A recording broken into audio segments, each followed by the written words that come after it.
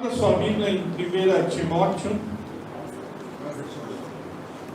a Sagrada e Santa Almeida, Revista e Corrigida.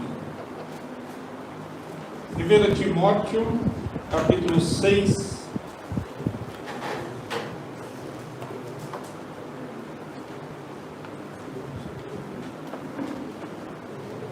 verso 3 ao 5.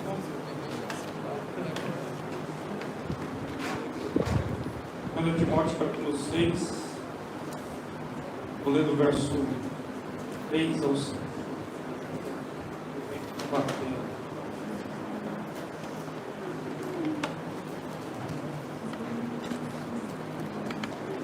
Primeira carta de Paulo a Timóteo, capítulo 6, verso 3 em diante. Acharam? Diz assim: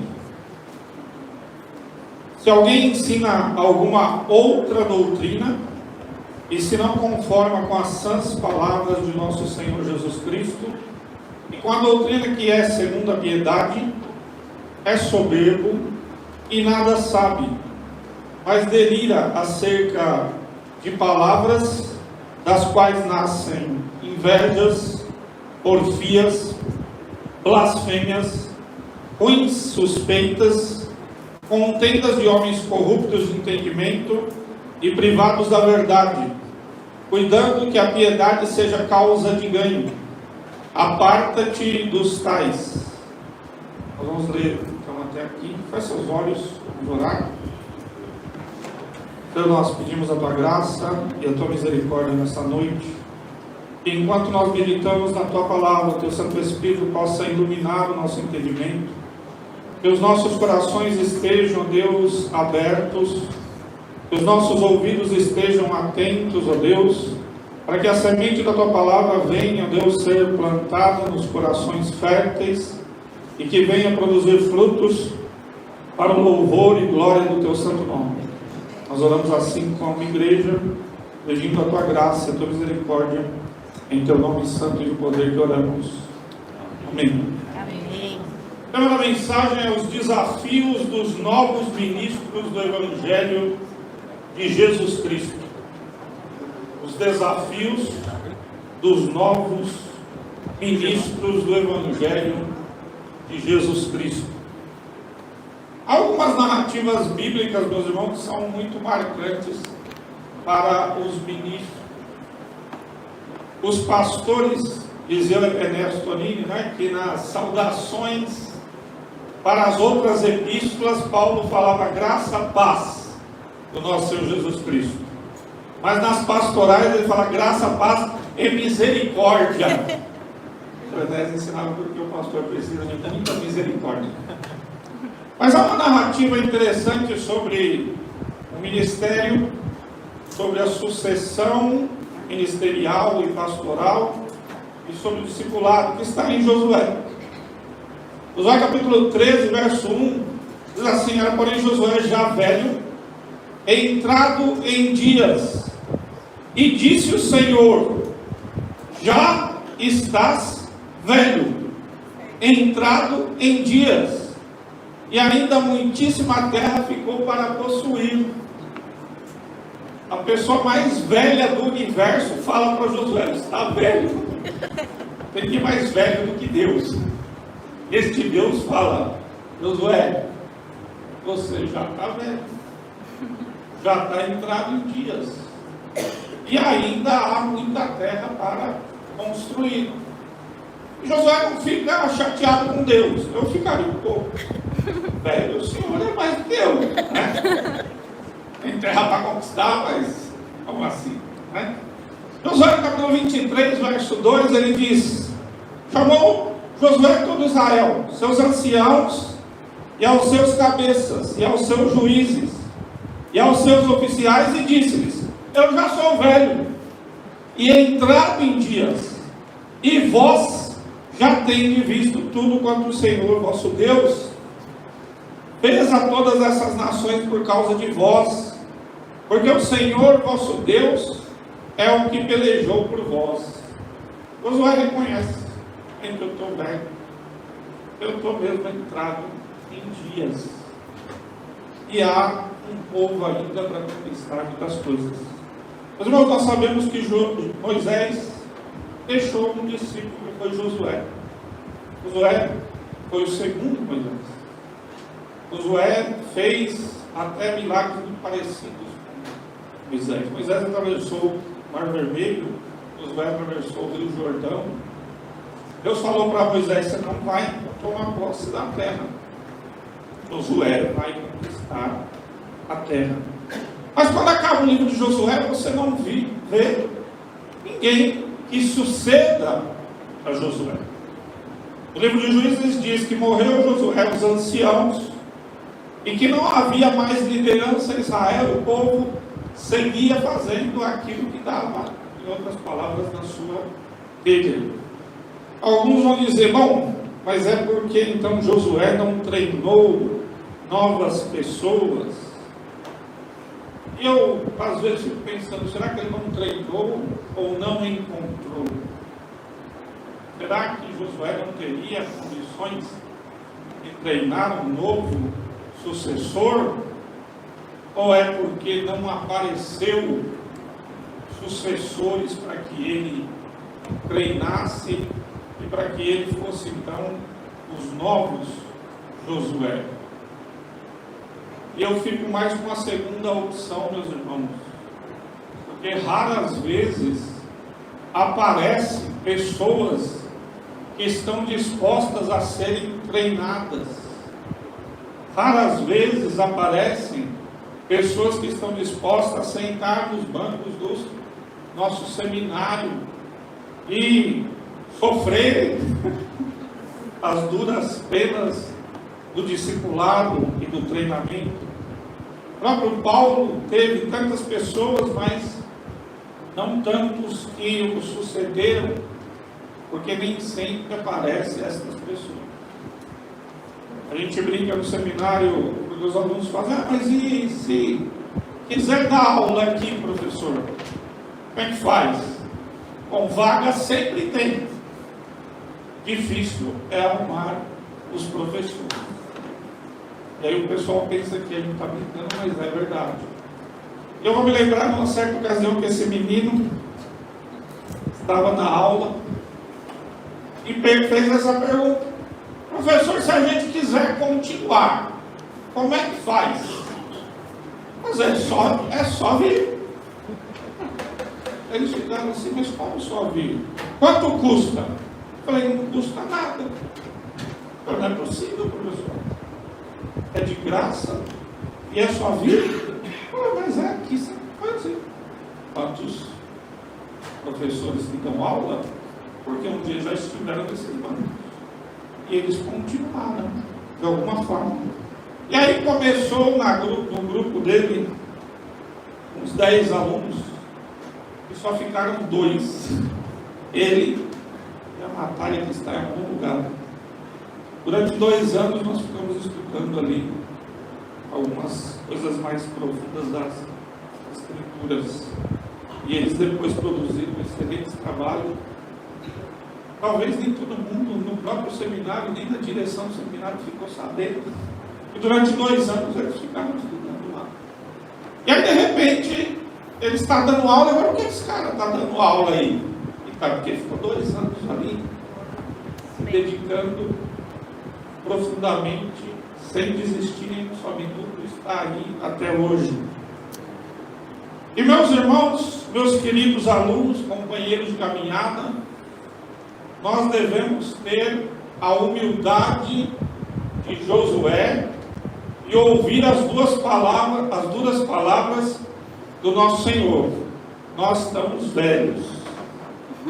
Quero dizer para vocês, mais velhos do que eu também com meus cabelos brancos, e nós já estamos velhos, e estamos entrados em dias, e precisamos ter a consciência de que temos que deixar aqueles que vão nos suceder. E a nossa esperança é que tenhamos deixado esses discípulos que carreguem o legado que um dia nós recebemos também dos nossos pais. Nós todos, nós estamos falando aqui muito do seminário, porque aqui praticamente a grande parte dos professores e dos alunos, eles são parte do nosso seminário teológico Ernesto. O pastor Ernesto ali sentava bonitinho ali todos os sábados. O Dr. Paulo de Souza Oliveira sentava ali bonitinho todos os sábados. Eles não foram homens que retiveram o seu conhecimento, e não foram homens que deixaram de encontrar os sucessores. E o que nos alegra é saber que nós também temos deixado outros sucessores. Talvez até algumas disciplinas seja mais fácil deixar sucessor, né?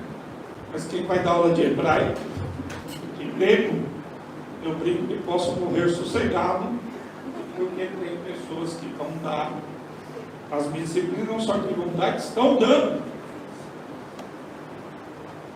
E a prova disso é que a maioria dos professores da nossa casa foi formado ali. Maurício foi meu professor, pastor Omar, meu professor.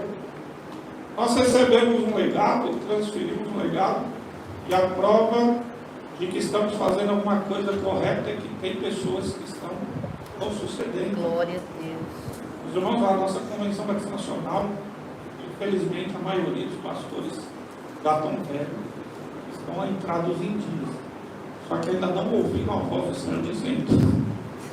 Eles acham que não vão morrer nunca, tomam posse da igreja como se fosse deles, e não tem gente nova assumindo o ministério.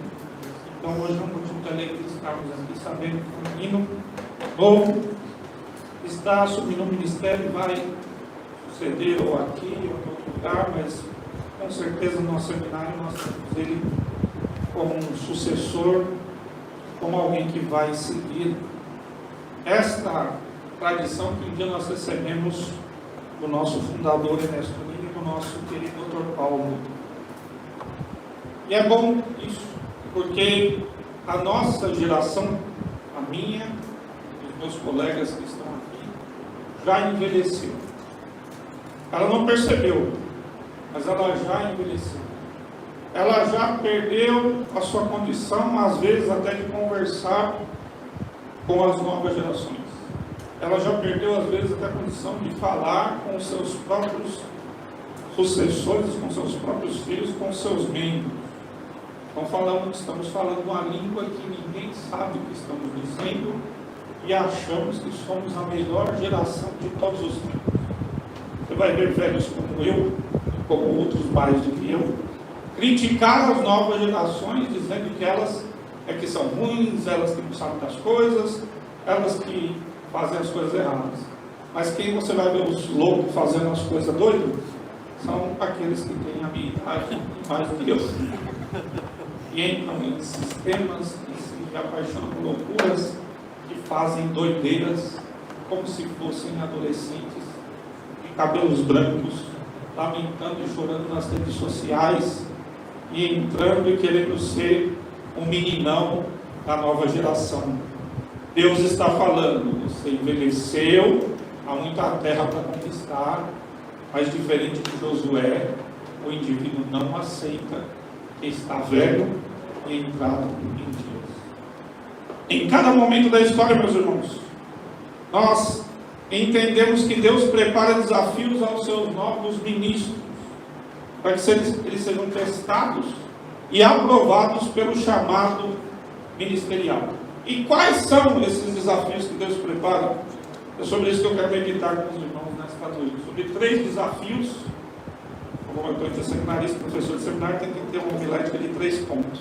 Então, 3 desafios aos novos pastores, de acordo com o que nos escreve Paulo.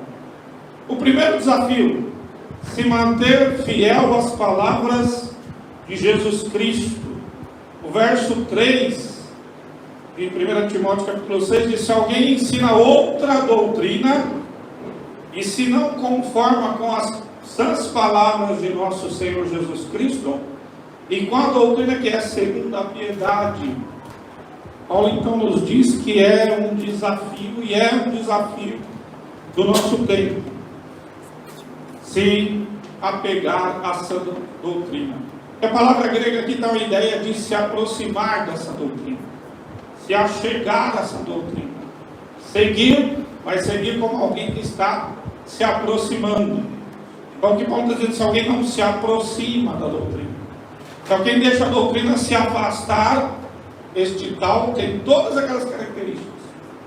É soberbo, nada sabe, ele está achando que é alguém, mas ele está se afastando das palavras. Talvez aqui já Paulo tenha consciência de alguns ritos de Jesus que circulavam até mesmo do Evangelho de Lucas. Há muitas relações entre os escritos paulinos e o Evangelho de Lucas.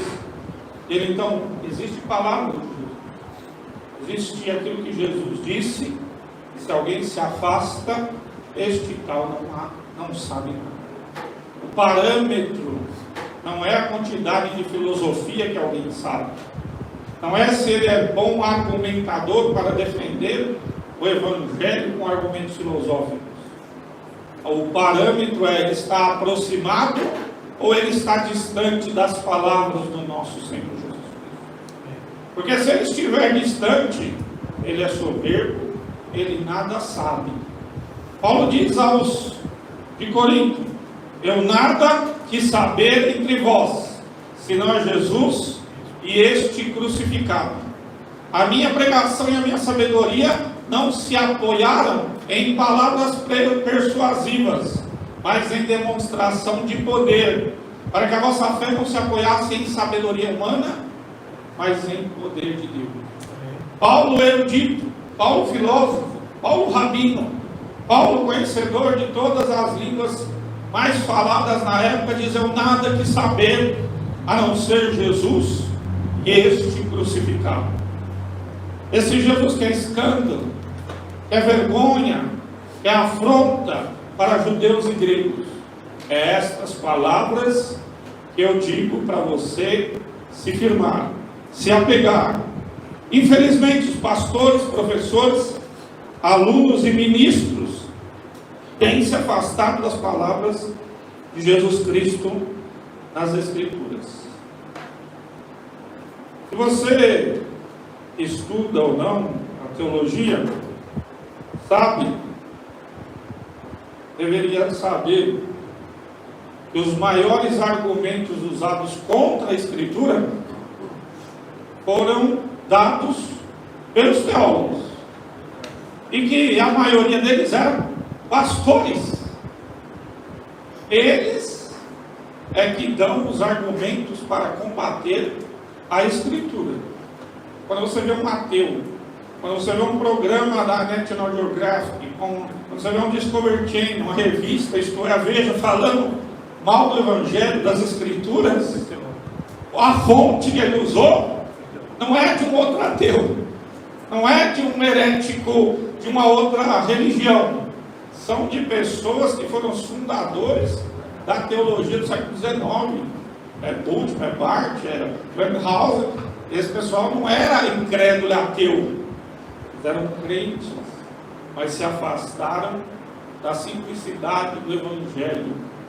Por mais que às vezes as pessoas pensam: eu vou lá para o seminário batista e aí a minha cabeça vai virar, eu vou aprender as coisas aí. Alguns pastores falam: não vai lá não, que você vai desviar. Pelo contrário, a nossa herança, o que recebemos, é para nos aproximar cada vez mais da palavra de Deus. Ah, mas vai ter que estudar grego? Porque Deus fala hebraico, grego. Tem que se aproximar, porque Deus escreveu e inspirou nessas línguas.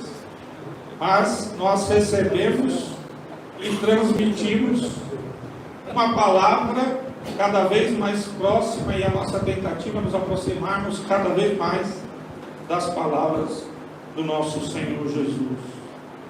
Mesmo em nossa convenção, meus irmãos, em nosso seminário, nossos seminários, não no nosso seminário, mas em muitos dos nossos seminários, pastores, professores e até pessoas que saíram também, infelizmente, da nossa casa, têm trocado o seu direito de primogenitura pela primeira sopa teológica que encontram por aí.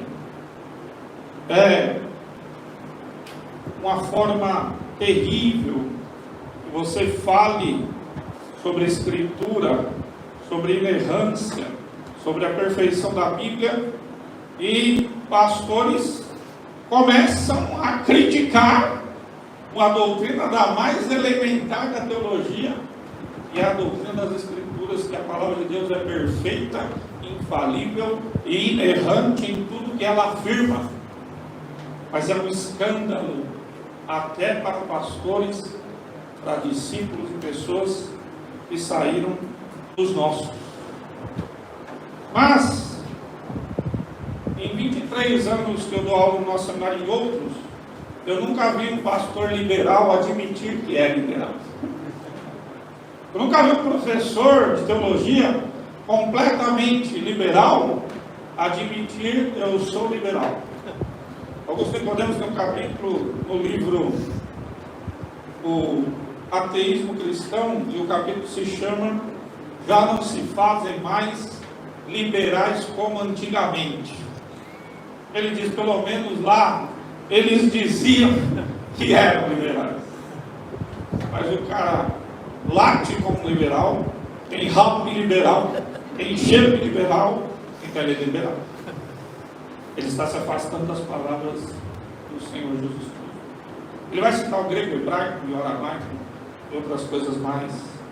Mas meus irmãos são leprosos que acobertam suas manchas teológicas, heréticas, com roupas de falsa espiritualidade e modernidade.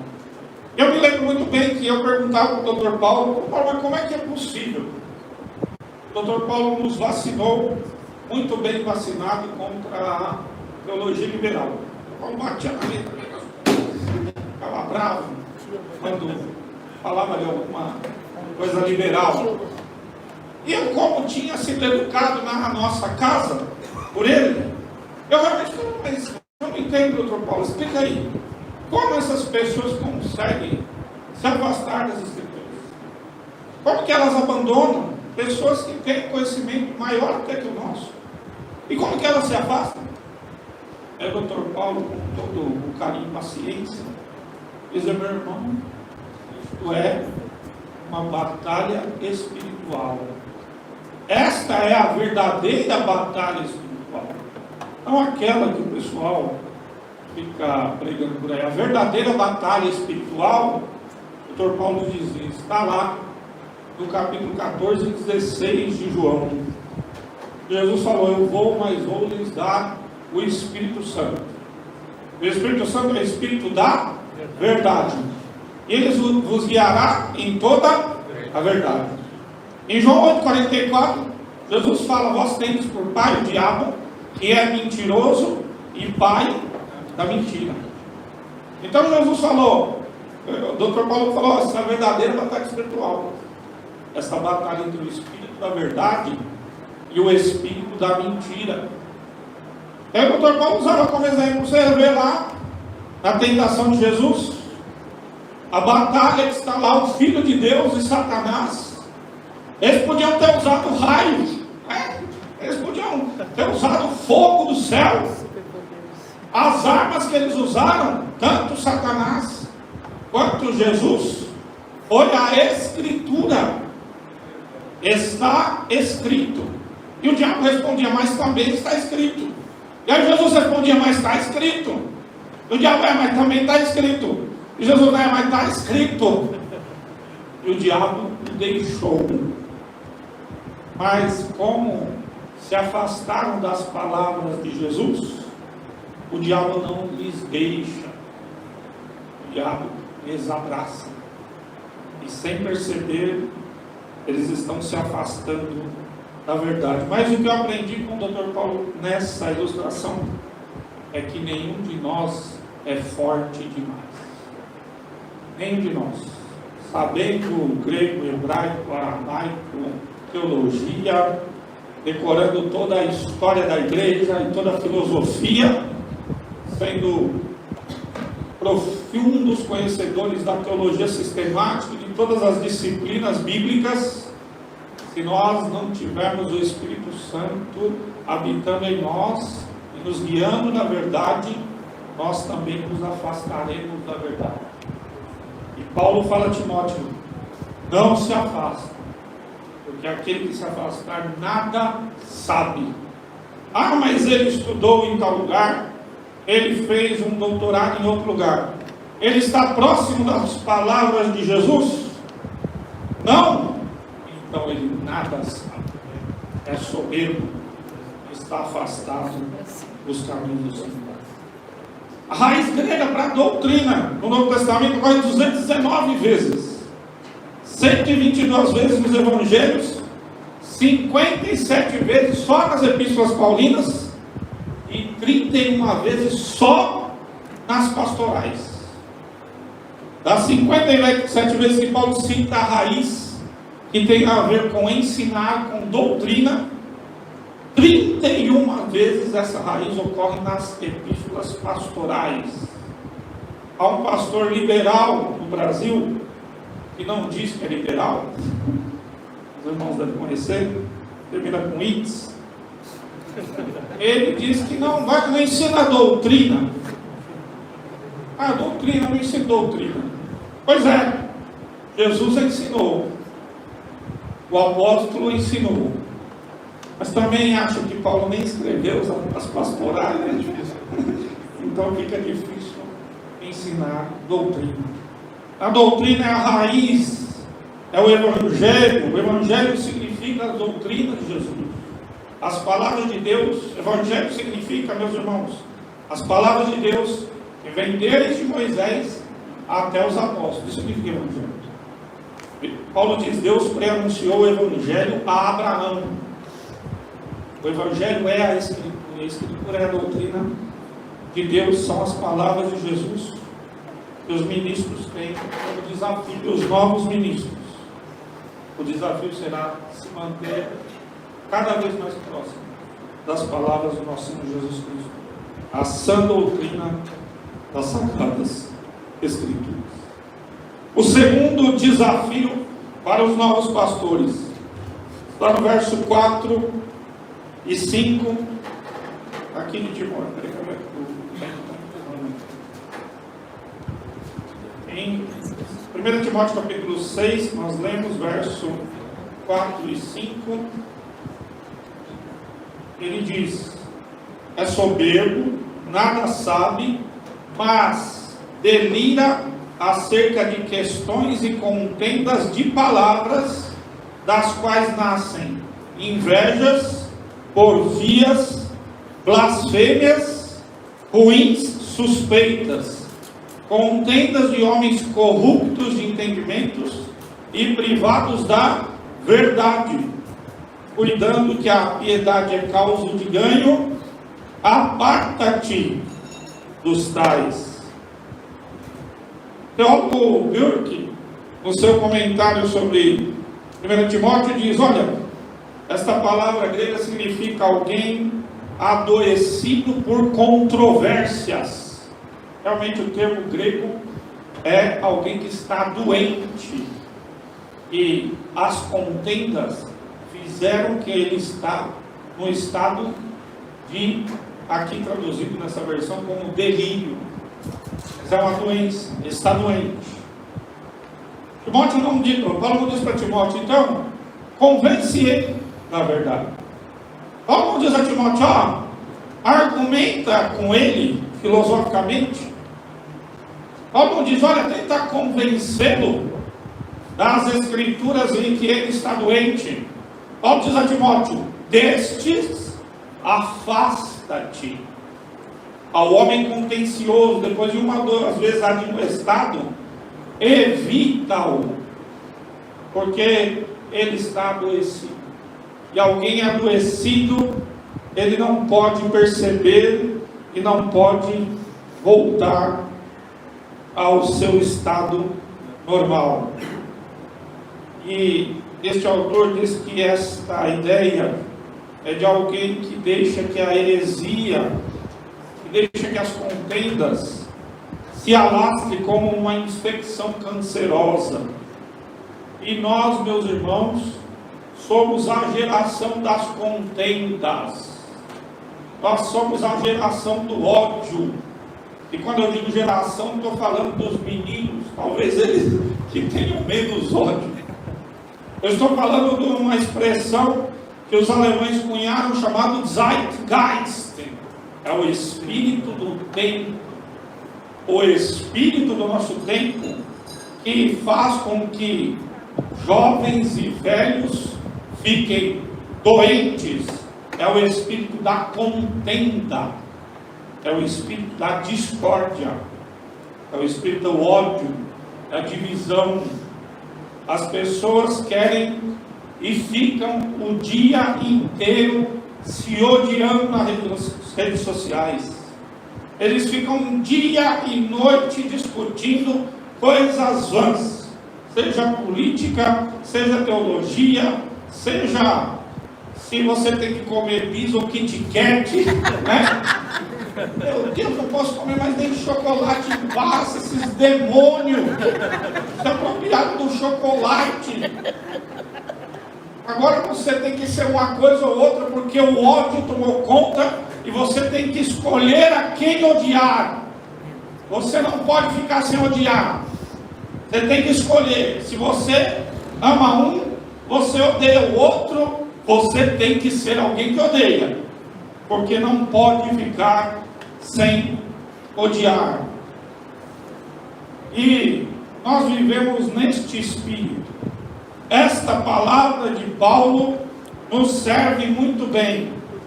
Olha, esses homens estão doentes de contendas. Eles estão delirando acerca de questões e palavras.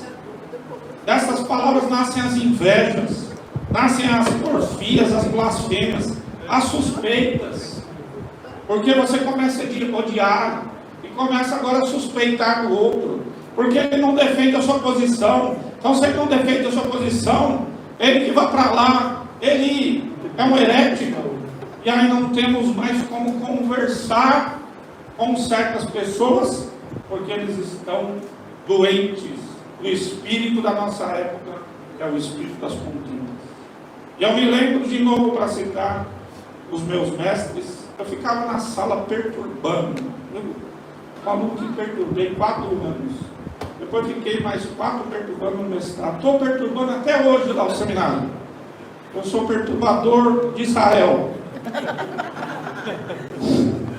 Elias era chamado perturbador de Israel, né? Eu sou perturbador de Israel. Porque eu ficava, eu estou com a Inés Toninho aqui, eu vou perguntar. Eu quero me chamar na aula. A aula é só 1 hora. E o pastor Inés está do meu lado aqui, eu vou perturbar o doutor Paulo, o pastor Inés. E eu perguntava para o pastor Inés, e o fulano de tal? Um que está aí até hoje brigando com as pessoas, termina com aia. Como ele mesmo já, naquela época, uns 10, 15 anos atrás, foi Paulo, o senhor acha? O aia. Olha, para mim não é pastor, porque só vive a contender. E pastor não vive a contender. Se vive a contender, não é pastor. O pastor Enéas estava baseado em 2 Timóteo capítulo 2, verso 24 a 26, que diz: e ao servo do Senhor não convém contender, mas sim ser manso para com todos, apto para ensinar, sofredor, instruído com mansidão os que resistem, a ver se porventura Deus lhe dará arrependimento para conhecerem a verdade e tornarem a despertar, desprendendo-se dos laços do diabo, em cuja vontade estão presos. Não há meias palavras, meus irmãos. Nós vivemos no ambiente acadêmico discutindo o tempo todo. Eu discuto com o Maurício, eu discuto com o Júlio, eu discuto com o Silvio. Discute é normal, sempre discutindo. Mas quando começa a entrar o desrespeito, quando começa a entrar o ódio, quando começa a entrar a contenda, nós partimos do ambiente acadêmico para algo que é coisa de Satanás e dos seus demônios. Em muitas ocasiões conversei com uma rapaz, a gente conversava bem com fulano, com ciclano, e agora não dá para sentar para tomar um café. Não porque nunca discordamos teologicamente, mas porque é impossível sentar com certos indivíduos que estão carregados de ódio e de contenda. E não é uma discussão se você é pré-milenista, pós-milenista, se é calvinista, arminiano, e sei lá, essas tantas coisas. Eu digo, não sou nenhuma coisa, nem outra coisa, depende muito do texto. Mas você não consegue mais sentar para rir junto, para conversar junto, porque o espírito do tempo, é o espírito do ódio, está amarrando as pessoas. E Paulo fala, olha, o servo do Senhor não convém contender, mas ser manso para com todos. O verso 4 tem várias expressões nesse capítulo 6 de 1 Timóteo que são alarmantes. As palavras significam doente em controvérsias, disputa de palavras, das quais surgem contendas, blasfêmias, suspeitas maldosas. Paulo usa tanto vocabulários até que são muito específicos das pastorais, porque ele precisa falar para Timóteo que há tantas coisas que ele deve evitar, e que ele deve evitar a contenda. E nós vivemos nessa época de construções de inimizades, em contendas que nos fazem duvidar uns dos outros. Não é porque eu discordo mais da sua opinião, agora eu duvido de você. Agora eu acho que você é o meu inimigo, só porque eu não concordo com determinada visão política ou teológica sua, agora eu me tornei o seu inimigo. E aí você me persegue, e aí você fala mal de mim, e aí eu falo mal de você, e geramos contenda, espírito de divisão. Meus irmãos, estamos velhos e doentes. Velhos, Josué estava velho, mas não doente. Nós estamos velhos e doentes. E os jovens olham para nós e não tem nada para aprender conosco. E nós achamos que somos a melhor geração de todas. E são as novas gerações que não fazem as coisas direito. Eu dou até risada. Esse menino anda de bicicleta aí nessa descida. Meu irmão, eu andava de bicicleta, se ele colocar as mãos, uma rua de paralelepípedo e era uma curva. Eu pegava uma mesa de fórmica, colocava nessa rua e descia, e vinha carro. Eu ia nadar sem saber nadar na lagoa. Minha mãe nem sabia.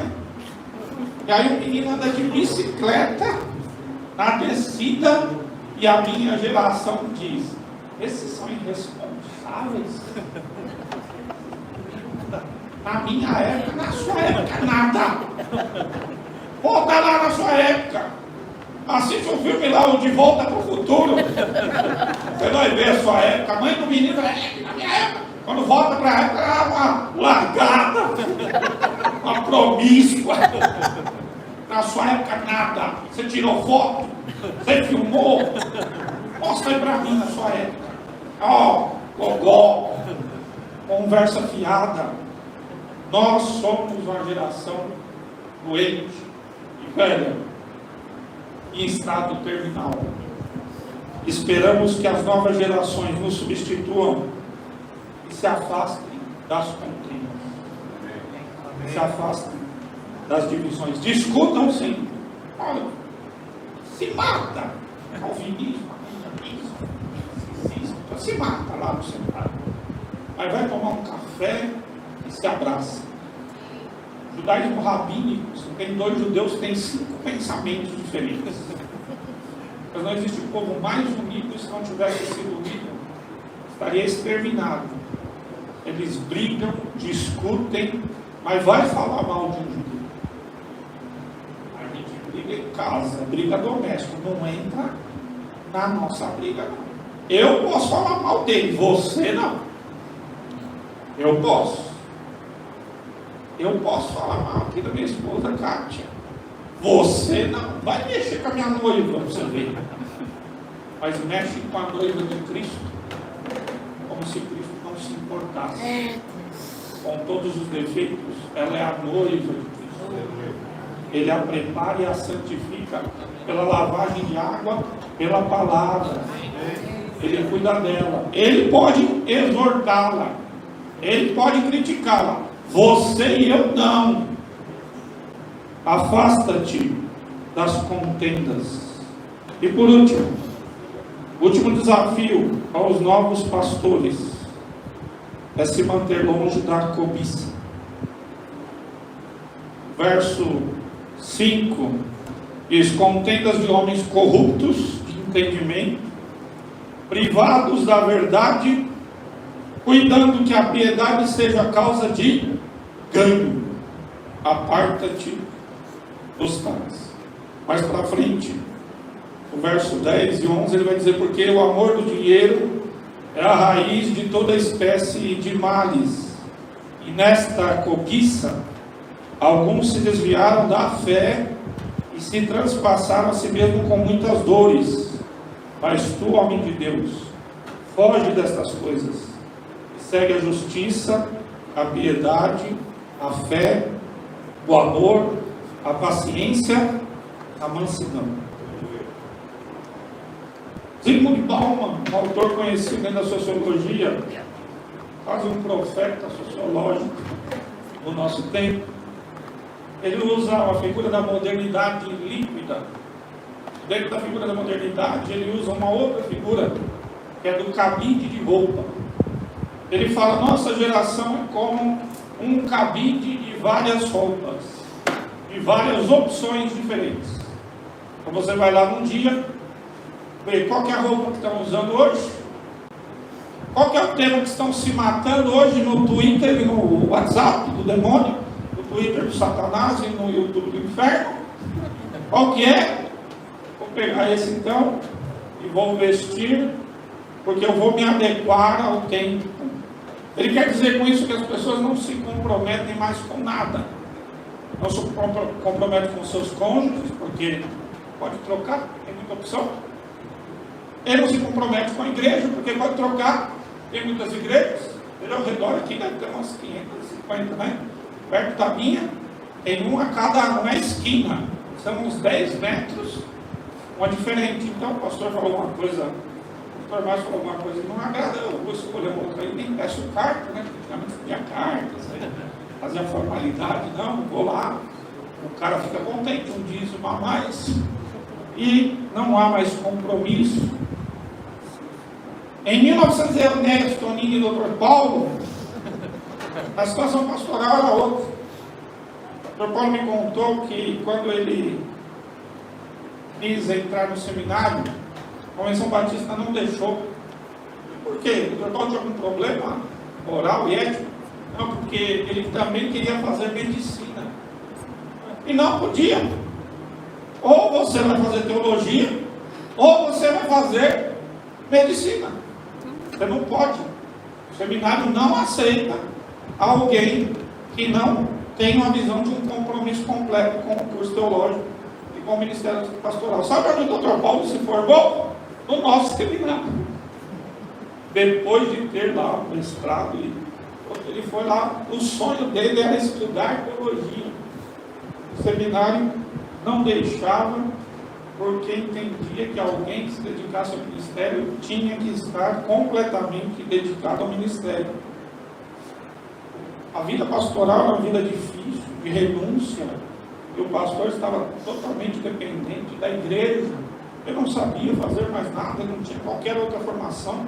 Teologia não tinha nem reconhecimento pelo MEC. Se não fosse pastor, não seria qualquer outra coisa. Mas a verdade, os tempos mudaram, as igrejas batistas começaram a ser dominadas por famílias, começaram a expulsar o pastor que pregasse Bíblia, ou que falasse contra uma heresia. Os pastores começaram realmente a ter que mudar e fazer aí as suas tendas para sobreviver. Mas a questão é que, infelizmente, hoje nós temos muitas opções neste mundo. Há muitas roupas para se vestir, e muitas delas são, infelizmente, seguidas por pastores e estão ligadas à cobiça e o amor ao dinheiro. Veja que começa se afastando das palavras do Senhor Jesus. Depois vai para entrar em contendas e fica doente com as contendas, e depois ele passa a se corromper pelas várias opções que lhe são oferecidas. E é assim desde o Éden que Satanás oferece o fruto atraente. Em Gênesis 3,6 diz que vem da mulher aquela árvore, que era boa para se comer, e agradável aos olhos, e árvore desejada para dar entendimento. Tomou do seu fruto e comeu, e deu também a seu marido, e ele comeu com ela. A cobiça do mundo pós-moderno é amplificada, meus irmãos. Os desafios dos nossos novos pastores são muito maiores do que o nosso. Infelizmente, né, as cobiças, as opções, as oportunidades para você chutar o ministério e nunca mais querer ver a igreja na sua frente são muitas. Todos os dias somos tentados, mas eu vou fazer outra coisa. Todos os dias somos tentados como Pedro. Legal, Jesus veio aí, pregou 3 anos e meio, Jesus ressuscitou e passou 40 dias, ainda não tinha 40 dias, estava no fim, né? Vimos Jesus fazer isso, fazer aquilo, e agora? Aí Pedro se vira para os seus irmãos: olha, eu vou voltar a pescar. E aí os seus irmãos dizem: vamos com você. Então, que eles disseram: mas não aconteceu nada, né? Voltar, nós vamos.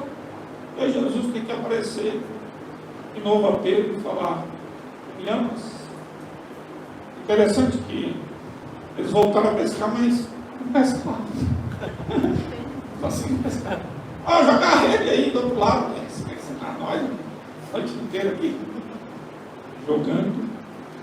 As redes vieram cheias de peixe e não se arrebentaram.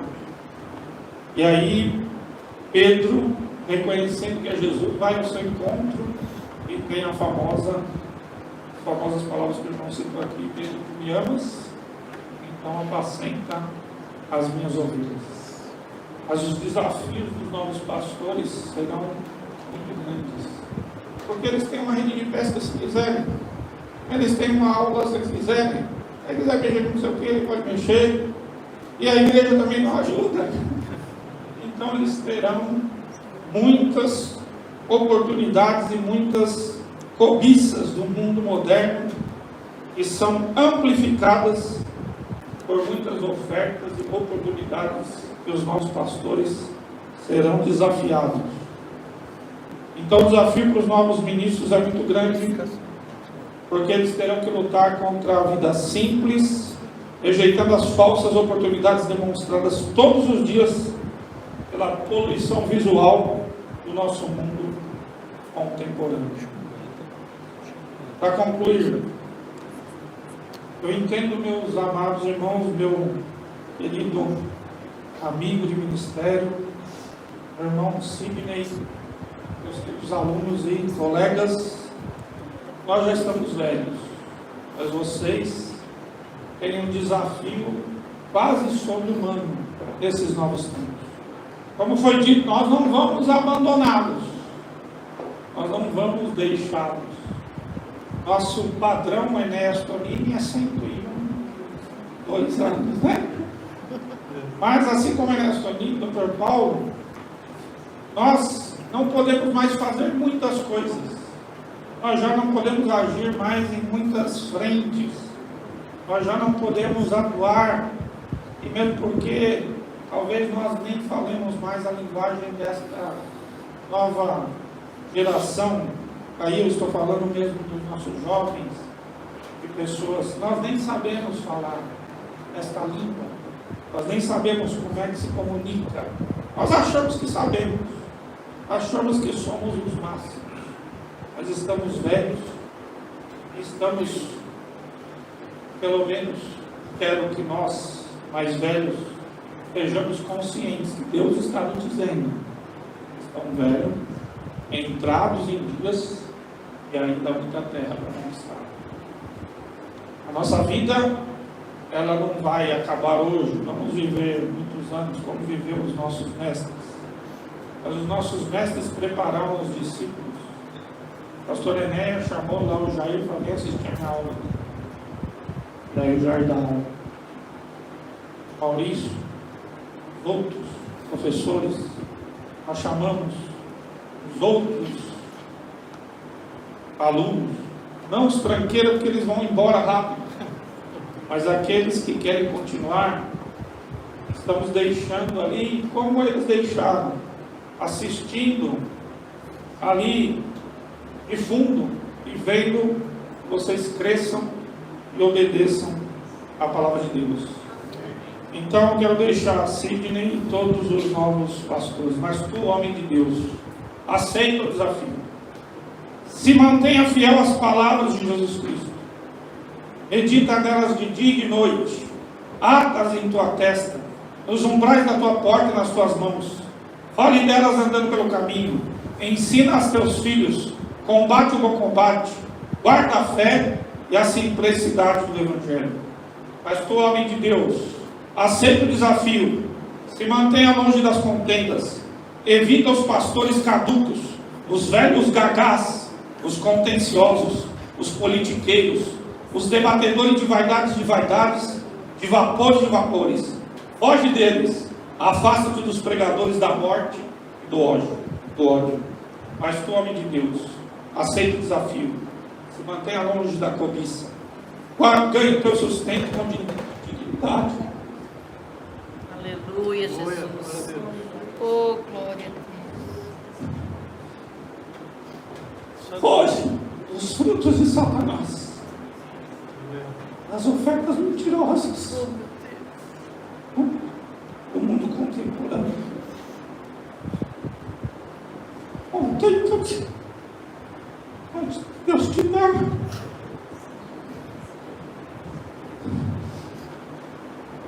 Quer seja muito, quer seja pouco,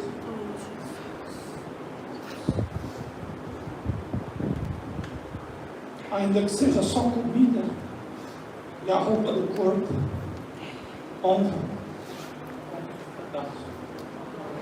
Vamos ficar de pé para